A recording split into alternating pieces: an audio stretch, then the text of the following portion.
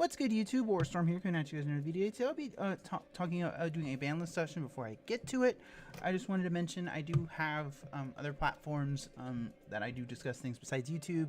I do have a Twitter that doesn't have a lot of followers, but if you're interested in keeping up with me and maybe seeing my replies, seeing what I'm talking about, just you can always follow it as well. The Facebook page, I have been posting back to it more. So you can also check that as well. And obviously there is the community tab. I try to keep the community tab very up to date. There's also a Discord server, which has been around for a while. There's just not a lot of people in there. But if you're interested in checking those out, there will be a link down below in the description as well as a pinned comment. So we'll go ahead and get to the discussion though today. So we're going to be discussing the obviously like changes on the ban list. There's going to be a little bit of wants, a little bit of things that need to go, obviously, or things that need to come back. So we'll go ahead and get to it straight away. Now, there's obviously a couple of big elephants in the room I think Konami needs to address, particularly with the WCQ season right around the corner, with the big nationals tournaments. I think that there's some elephants in the room that they probably don't want to see constantly on stream. So there's a couple things they need to do, obviously, to get rid of those. And first off is obviously number 89, Diabolos the Mine Hacker. You can argue that era, it's the era in Diabolos interaction that just creates the zone lock and is super duper unfair. But Diabolos is the old card, and yes, it's technically been a prize card, but Crush card was also a prize card and was also banned at one point. So I don't think that's a valid reason. I do think the card needs to go. It's had its time. It's causing this insane lock play, and without it, I think that the deck is a lot more fair. They can lock maybe 1 or 2 zones going first and maybe do a third on your turn. So I think that the decks would be a lot more fair without Mine Hacker. But there's one other hit I want to talk about, but this is the big one that this card needs to go. I think most people agree on this. One that I wanted to mention that I think I've seen a lot of traffic on, and I've never really liked this card in general, and just play it because you kind of have to, and that's Dimensional Barrier. This particular format, obviously someone who plays Branded Despia seeing this and someone calling Fusion is never fun. But on top of that, if you're playing Kishtira, it's a turn skip, and it just hits so many decks. Get caught in the crossfire when this card is popular in the side deck, or even main in the case of Labyrinth. And I think that's the #1 thing that makes this card super unfair. Not only can Labyrinth super easily access it via things like Trap Trick, they can also loop it over and over, and you use it every single turn. So that's the biggest problem with Dimensional Barrier. It needs to go straight to 0. Don't screw around. Don't do what you did with Vanities, where put it to 1 and then it's still a problem. Just go ahead and axe it. Put it straight from 3 to 0. And I think that Yu-Gi-Oh! In general would be more fun to play if we didn't have to see this card ever again. The next card I want to talk about is Branded Expulsion. So there's been a lot of talk about how to hit this lock if you're totally unfamiliar. Typically when your opponent, you set this, you have a gimmick puppet, engraver, Orthos, or whatever your expulsion target happens to be. You give your opponent the monster, and then they're locked out for the turn. In the case of these two cards in particular, they're lingering effects, so even if your opponent has something like Book of Eclipse or something to maybe get it off the field, they're still under the locks. They can't do anything. And then of course there is talk about the Albion Fusion, but this one only summons from the grave. What makes Expulsion such a powerful card is it can also grab things from the banish pile. And what that means is that if you have both of the expulsion targets in the banish pile, there's nothing outside of cross out into expulsion that can negate it. So if you're playing against anything that's not the mirror, your opponent is going to be locked out completely. There's no way to play around it. And the fact that with the way the Branded works, when you have cards like Retribution that recycle it from the graveyard, or Tragedy as well, it's you can do it every single turn. So much like with Dimensional Barrier, I think the proper thing to do is ban it. You could start. It's much like with Firewall Dragon, or Halka Brax, where they started like hitting the tuners instead of just getting rid of the problem. In this case, I think Expulsion is the key problem. Even though the lock will still technically be doable with Albion, I think it's a lot more clunky, and there's a lot more room for counterplay, because if it activates and there's 2 targets in grave, you have things like DD Crow, Called by the Grave, which is limited, which we'll get to that in a minute. There's more ways to play around it than just straight up draw phase expulsion. So I think banning expulsion is the correct thing to do. It's also common. So banning it would encourage people to buy the new secret rare that's coming in Cyberstorm Access. So it's a win-win. You ban the old card, people have to pick up the new one. Makes sense. Cyberstein is one I've seen a lot of people talk about, especially with the new super heavy samurai cards. It's super duper accessible now with things like Yugioh Ban X. No one likes dealing with a free exterior turn 1. The life point payment doesn't matter. So I honestly would rather just see the card go, and I can definitely see an argument for banning it. I don't think anyone likes staring down a free monster from the extra deck. Eradicator was a card that I also saw a lot of people mention. It has some of the same problems that Dimensional Barrier has, in that the way Labyrinth use it, they can abuse it over and over again. It does require tribute fodder, but it's a trap, so your opponent can go straight to draw phase and just wipe your whole hand. If you're playing a spell deck, for example, they can wipe every spell out of your hand before you even get to play. If you're playing a trap deck, well, you're fucked. So I definitely think there's an argument for banning Eradicator Epidemic Virus. You could definitely look at the Labyrinth card as well. But I think Labyrinth support is really new, so I think the deck itself is safe.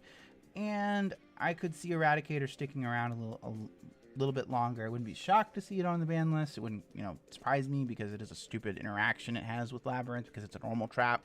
So they can Eradicator you every single turn, much like with Dimensional Barrier. I can see an argument for banning it.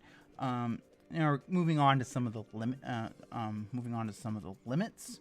Kashtira Birth is honestly the card I would target if I was going to hit Kashtira. If you're looking at what's coming out, the Darkwing Blast cards are going to be in the Megatins. So obviously things like Fenrir, maybe Unicorn, are kind of safe. Fenrir in particular with its ultimate rare print, but I think if you look throughout the Kashtira archetype, Birth is easily one of their best cards. It's a free normal summon.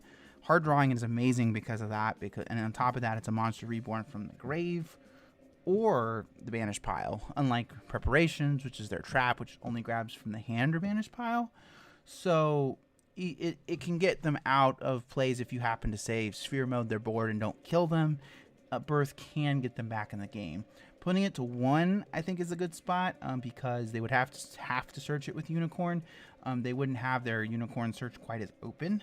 I don't think it needs to be banned, but I think definitely putting it to 1 would, alongside the Mindhacker ban, I think would put Kashtira in a more even playing field with the rest of the decks in the format. The only other limit really have to talk about is I just don't like Runic, but I think the Runic engine is pretty stupid. The restriction of skipping your battle phase doesn't really matter if you're going to continue grinding out resources every turn, and I just don't think deck out decks are very fun to play against. It's just, I've only had to play against it once and I hate it. But I think if you want to touch Runic, I think Fountain is definitely the card to touch. It doesn't need to be banned, but I definitely think going to 1 would be a step in the right direction. Do I see it happening on this list? Probably not, but I do definitely think Fountain going to 1 would be a nice thing, because they only had the 1 field spell. They can still get to it with Hugin, but you don't have the same amount of grind game with that deck. You get rid of it, and it's a lot more fragile, and it's not as popular as an engine, which I think is big.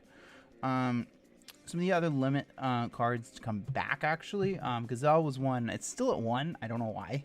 But with new Salamangreat support on the way, it's the final kind of like Salamangreat card that hasn't been freed from the ban list. So putting Gazelle to 3, I think, with the new Salamangreat support on the way. We don't know what it is yet, but I think it's something that Konami might likely throw them a bone. Maybe this list, but also at some point, I do think Gazelle is going to go to 3. Blasters come off the ban list, both in the OCG and in Master Duel, and it's not really doing anything. I've been an advocate for years of pulling every Dragon Ruler to 1 off the list.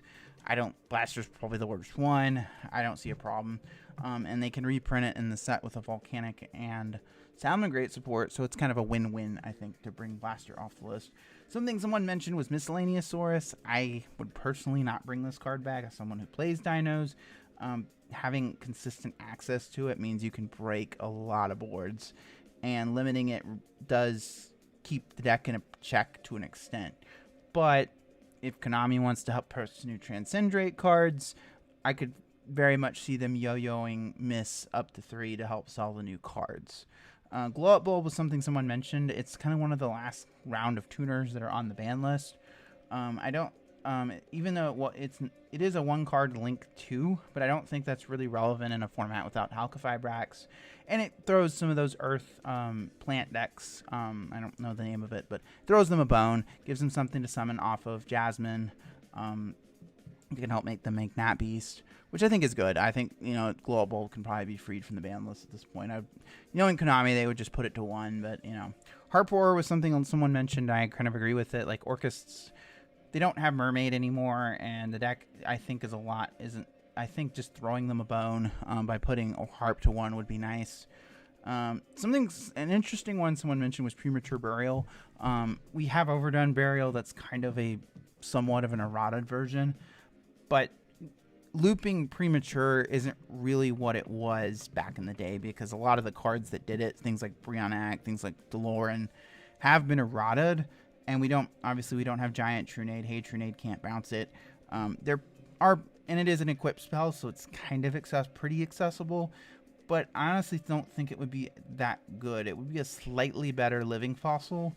I think it would, and it's something I think they could try at 1 to see if it's like, just to kind of like they do with a lot of cards, where for example, Change of Heart came back to 1. I could see them at some point maybe just trying it at 1 just to see what happens. Spellbook of Judgment's been at 1 for a while, but it's a very, very good card tied to a bad archetype. So I personally don't. I think it went to 2 in Master Duel, I think we're in the day and age where this could probably come to 3 and do absolutely nothing. Then we also have Pot of Desires is still semi-limited for some reason. I don't see why it can't come back to 3. Same goes for Recite Starling. It's also at 2. Without Simorgh, I don't think Bird Up is a super deck you have to really worry about. So I don't see why you can't have a 3rd Recite Starling. Bystials are something I've seen people mention, but I think they're pretty safe. They aren't super duper popular in the main deck now like they were during tier format, because tier is the best deck. So I personally think Bystials are safe for now, but I do think that the ban list is going to deal with them at some point, because it's not just that they hit. It's a lot of collateral damage, because there's so many light and dark decks that have trouble dealing with Bystials. So I think at some point we'll probably see some similar changes to what happened in the OCG, where I believe Magnamut, Lubellion, and a few of the other ones are at 1. The super heavy samurai cards have been something people have talked about. I have read the new cards. I'm not super duper familiar with them, but I have seen the Soul Piercer is, especially in the FTK, not once per turn search that they can use. I think the combo uses it 4 times in a turn. Probably something Konami doesn't want to have around. I don't think that they will ban it, but it might be something they want to take a look at. It's an older card from a very old set. It's a common, and it's typically Konami likes to hit older cards, but there's very potentially they could let this hang around just to help sell the new cards. But I do think Soul Piercer could definitely be a problem with the new super heavies. Now we're kind of moving on. Another one I want to talk briefly though is Diachronic. I don't think they're going to bring Diagram back, but it's not impossible with the new Dino stuff coming out that they really just want to push Dinos. So we see both Miss and Diagram go to 3. Not a huge fan of True Dracos, so I would prefer they keep it at 1, but it is what it is. So moving on to more wish list stuff. So I would like to see some Pendulum stuff off the list. They have slowly been giving us bones off the list with the Endymion with putting Endymion to 3, giving us Astrograph back, but I'd prefer they just rip the Band-Aid off and give us something else that we want back. If they're not going to give Electromine is kind of the obvious one. I'd like to have it back to 1. I don't need 3, but I would like to have it back to 1. I think the card is obviously absolutely insane, but I don't think it needs to be banned. I think it needs to be at 1 because it does help a lot of Pendulum strategies deal with some of the flaws that the art mechanic inherently has. But I would say if you're going to bring it back, you probably wouldn't want to bring Astrograph Sorcerer back to 3, but if you're not going to ban Electromite, Astrograph Sorcerer is my favorite card. Please give me 3. The difference is at 3, you could actually play Stargazer in your deck which would help to make a lot of the Pendulum strategies a little bit more consistent, because they would have another access to another free body to get to their Link 2 beyond the Pendulum in this particular case. It'd be nice to see. Plush Fire is a card I've heard people mention, but you can't really put it to 1 because you can't use it for Luster Pendulums. So honestly, I would probably just go ahead and put it to 3, and I probably wouldn't do anything. It's still a good card. It's a good card, don't get me wrong, but like things that aren't once per turn are obviously strong, but I don't think it would do anything in modern Yu-Gi-Oh! At least. A few other brief mentions. Called by the Grave is a card. I don't see them banning it. I would prefer they do. I don't like that the card creates so much RNG over whether you can play the game or not. At least with Crossout, you're required to commit main deck slots to use it. Called by is just a blanket, like, a negation. And on top of that, there's a lot of annoying interactions it can have. You can normal summon something, and if you have a copy of that card engraved, they can call it and negate it.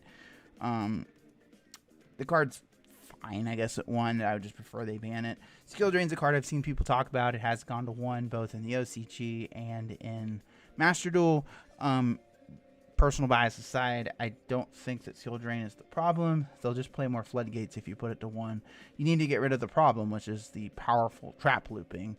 So you need to look at things like Dimensional Barrier and Eradicator and not Skill Drain, I think, in my opinion. Danglong's one I mention every list. I like the card. I'd like to have it back. I think it's at 2 or 3. It's been 3 in the OCG and doing absolutely nothing. It's legal in Master Duel. Just throw us a bone and give us 1 copy back. I don't know why Wind Up Carrier is still on the ban list. I think 1 is perfectly fine. Bring it back. So anyway, guys, that comes to the end of the discussion day. You guys think, what changes would you like to see on the next ban list? Let me know down in the comment section down below. And as always, thank you guys for watching. Warstorm signing out.